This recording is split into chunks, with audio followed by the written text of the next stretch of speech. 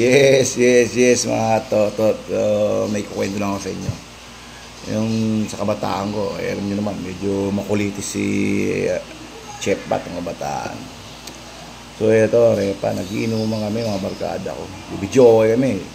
Kumakanta yung barkada ko. Yung pangit ng boses. Bad siguro nasa kabilang table, repa. Sinikwat siya kagad ng ano. Butas yun dito. Parang tatakbuhan na kagad sila. So ginawa namin, hubad akong damit. Tinapalan ko nga yun dito yun niya. Takbo kami ng ospital. Pagdating ng ospital, tuk. Baka dito kay takbarkada. Nabuno. Adi o, pagtanggal ko ng damit. Sirit yung dugo. Iya dog. Batay daw kay tasirit na dugo. Adi ko doon sa doktor. Hindi atin kagad yung doktor. Chinek. Sabi, hold mo lang dyan, hold. Awa kami dito. Maya may dumarating, repa. Pasyente rin. Nagtatai naman.